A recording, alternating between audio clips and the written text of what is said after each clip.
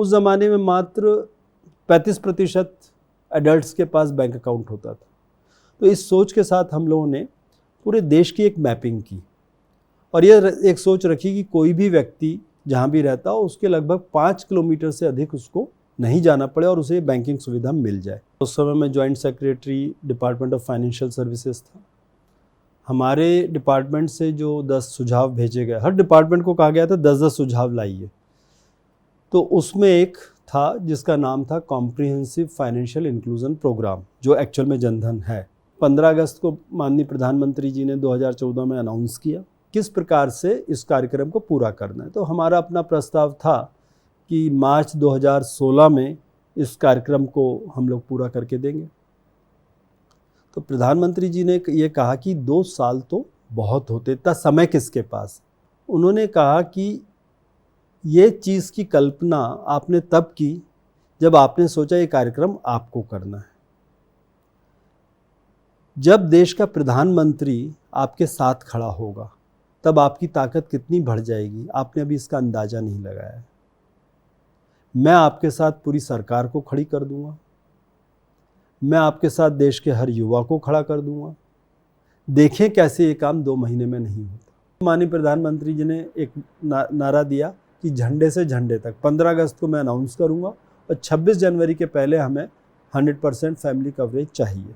मात्र 5 महीने 15 अगस्त को माननीय प्रधानमंत्री जी ने 2014 में अनाउंस किया और 26 जनवरी तक का लक्ष्य था और एक्चुअल में लक्ष्य वास्तव में दिसंबर में ही पूरा हो गया था कि हर परिवार में कम से कम एक बैंक खाता अवश्य हो गया था, 99% से अधिक। तो ये अपने आप में एक अकल्पनीय चीज़ थी। हमने तो लक्ष्य मार्च 2016 तक का प्रस्तावित किया था, उन्होंने कहा ऐसे 2 महीने में करना है। फिर जब 15 अगस्त को इसको अनाउंस किया गया तो हम लोग खुश हो गए कि अब स्कीम अनाउंस हो गई, अब हम लोग लागू करेंगे। 1 घंटे के अंदर हमें फ़ोन आता है joint secretary to prime minister का कि आप ये कब लॉन्च करने के लिए तैयार। हमने कहा हमारी तैयारी है सारी, जो निर्देश प्राप्त हुए थे। तब उन्होंने कहा माननीय प्रधानमंत्री जी चाहते हैं कि जिस दिन ये कार्यक्रम शुरू हो उस दिन 1 करोड़ लोगों का खाता खोला जाए। बहुत मुश्किल काम शुरू में प्रतीत हुआ, फिर उसके बाद हम लोग ने सोचा और मैंने कहा जितना अधिक समय आप दे सकते हैं दे दीजिए। उन्होंने कहा होना अगस्त में, तो 28 अगस्त डेट मुकर्रर हो गई।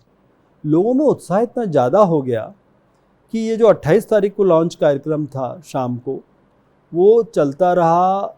28 को पूरा चला, 29 को पूरा। रात को जब ये बात आई कि भाई भीड़ें ख़त्म नहीं हो रही, तो हम लोगों ने कहा कि आप अगले दिन भी कैंप चलाइए, कोई ऐसी जल्दी नहीं कि आज ही ख़त्म कर दें कार्यक्रम। और एक्चुअल में जाके 30 तारीख की सुबेरे तक ये कार्यक्रम चला और तब हम लोगों ने फिर जब टोटल किया तो पता चला 2 करोड़ 16 लाख खाते मात्र 1.5 दिन के अंदर 28 तारीख की शाम से 30 तारीख की सुबेरे तक खोले जा चुके थे। तो करते करते 20-21 तारीख तक हमारे करीब 20 लाख से ऊपर जब हो गए तो हम लोग भी काफ़ी आश्वस्त हुए कि हम लोग एक सब्सटेंशियल नंबर की तरफ बढ़ रहे हैं। तो जब पता चला कि अच्छी खासी तैयारी चल रही, 20-22 लाख हो गए, तो निर्देश आए कि आप इसको Guinness book of world record में क्यों नहीं दर्ज कराते, Limca book of world record में क्यों नहीं दर्ज कराते कि एक ही दिन में इतने खाते खोले जाएं। फिर उसके बाद उन्होंने नाम के लिए कहा कि ये कॉम्प्रिहेंसिव फाइनेंशियल इंक्लूजन, तो ऑब्वियसली नाम लोगों को समझने में दिक्कत होगी। उन्होंने कहा नाम के लिए आप एक क्राउड सोर्सिंग कीजिए। मेरे लिए क्राउड सोर्सिंग एक नया शब्द था। फिर बाहर आके पता किया तो पता चला कि उसी समय उनके निर्देशों के अनुरूप एक माईगव प्लेटफॉर्म तैयार किया जा रहा था। तो हम लोगों ने माईगव के फर्स्ट क्लाइंट बन गए और ये कंपटीशन हम लोगों ने माईगव प्लेटफॉर्म पे लॉन्च किया और उस पर हमें ढेर सारे सुझाव प्राप्त हुए। फिर एक कमेटी बना के हम लोगों ने उसको शॉर्टलिस्ट किया। शॉर्टलिस्ट करके 10 नाम हम लोगों ने माननीय प्रधानमंत्री जी के भेजे समक्ष। उसमें से ये प्रधानमंत्री जनधन योजना उन्होंने फाइनल करके दिया। एक प्रश्न उन्होंने पूछा कि क्या आपने बैंकिंग का अकाउंट खोलने का फॉर्म देखा है। हमने कहा जी हमने देखा है 6। बोले कितने पेज होते? 6 पेज होते। जब 6 पेज होते तो उनकी गाइडेंस मिली कि भाई इतने बड़े संख्या में जब आप अकाउंट्स खोलना चाहेंगे तो क्या इस फॉर्म को 1 पेज का किया जा सकता है। वो हमेशा ऐसा ही प्रश्न पूछ के छोड़ देते हैं। और फिर हम लोगों ने फॉर्म को रिडिज़ाइन करवाया बैंकर्स के साथ और 1 पेज का किया।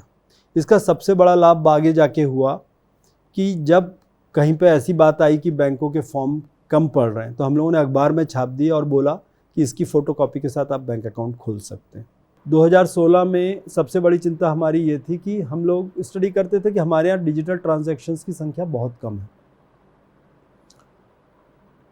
तो हम लोगों ने एक्सपेरिमेंट पढ़े कि भाई कोरिया में क्या किया गया, बाकी देशों में क्या गया। Korea was considered as one of the fastest growth का एग्जाम्पल।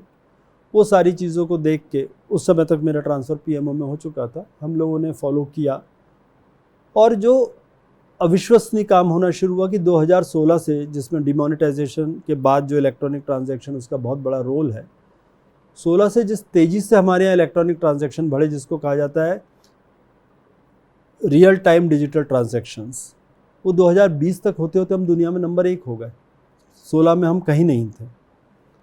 और आज स्थिति ये है कि पूरी दुनिया के 40% से ज़्यादा ट्रांजैक्शंस केवल हमारे यहाँ होते हैं।